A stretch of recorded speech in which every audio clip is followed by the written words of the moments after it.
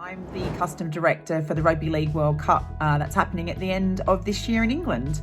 My role, as it currently stands as the custom director, involves quite a lot of varied elements and usually involves everything kind of outside of the operational elements of actually running a tournament. So anything to do with customers. So effectively brand, marketing, PR, comms, ticketing, the really important revenue driver, ticketing element, and then lots of kind of customer service, creative, all of the things that need to do to kind of make the customer experience the best it can be for the tournament. And also obviously we create engaging content. We, obviously work with our partners like Ticketmaster to sell tickets.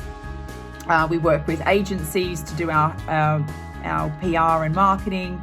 So yeah, it's really, really varied. And some days I can be speaking about technical aspects of a ticketing site, and other days I'll be talking to people about what our next marketing campaign is in the production, and then also could be talking about what our football, what our ball is going to look like, our match ball is going to look like for the tournament. So yeah, it's really, really varied. It's lots of fun. We're a very small team, so we all wear lots of hats. And I think that makes this tournament in particular that I've worked on really special, because I get to work across loads of different areas, some that potentially I've not done loads in before, and others that I'm really experienced in. So it's a great learning opportunity for me as well. So I guess if you're looking to get into sport, what would be my advice to you? Particularly as a woman trying to get into sport. Well, I didn't come through the kind of typical sports marketing, sports management course, university course kind of route, I guess. My background is much more in behaviour change, marketing and working for governments, trying to do big public campaigns and things like that. And I got into sport by moving actually from Australia. You probably tell by my accent that I'm Antipodean.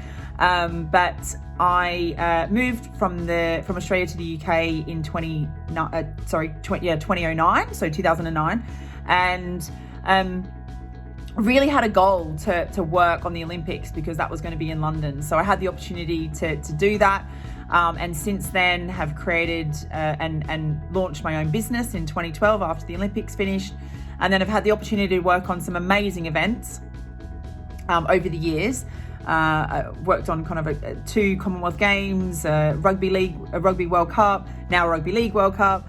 Worked on Champions League final in Cardiff. So I've had a really great experience really in sport.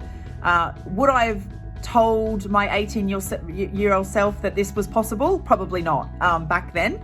But I feel like if I'd known that this was an opportunity, I probably would have taken it a lot earlier, because especially working on major events, I think what I didn't realise was just what it took and how many people it took to put on a major event. You only see really on TV what happens on the pitch and what's kind of broadcast to you. But, legal, finance, marketing, ticketing, sports presentation, broadcast, commercial, all of these different areas that you can get involved in sport. So I would suggest my advice really to you, if you want to get into sport, is don't just think about the sport on the pitch or whether you've done a sports business degree or a sports marketing degree. Have a look at all the different roles that might be available to you in areas, and really consider that, because I think there's more roles and more areas that you can get involved in sport than you might typically think, rather than just the kind of traditional sporting roles. So that would be my advice. I would love to see more visibility of women's sport on television. I think there's starting, to be a real drive and an appetite to watch women's sport on television. Certainly in Australia, that is definitely the case, with kind of the Women's Cricket World Cup being, hugely watched, but also attended, especially that final in Melbourne. I think there was some really iconic pictures that went around the world on that.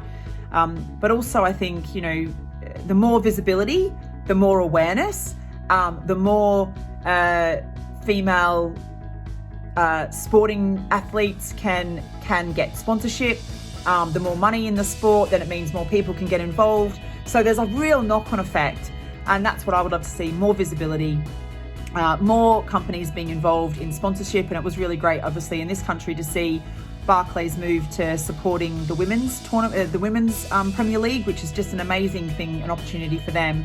But you know, some of the lesser known sports, I think, you know, getting visibility, getting punters to watch it is really important, and driving that awareness around that these sports exist, and actually there are amazing women athletes out there who you don't necessarily know about, but are, you know, could be really interesting to you. So I guess my vision is that, but also, you know, all levels of sport, not just from an athletics perspective or, you know, the athletes being involved. I would really love to see more women being involved in boards and, you know, in senior leader positions within organising committees and clubs, because I think it just gives a diversity of thought for everyone as well. And that's not just for women's sport, that's across the board. And then obviously role models on TV are super important. More women, more punditry, you know, more commentary, more presenters. I think they still face a lot of discrimination, not least from the people watching if they get it wrong. But everyone gets something wrong, and so I think, you know, from my perspective, women being on TV in those roles is another really key element for women's sport just being lifted to a different level.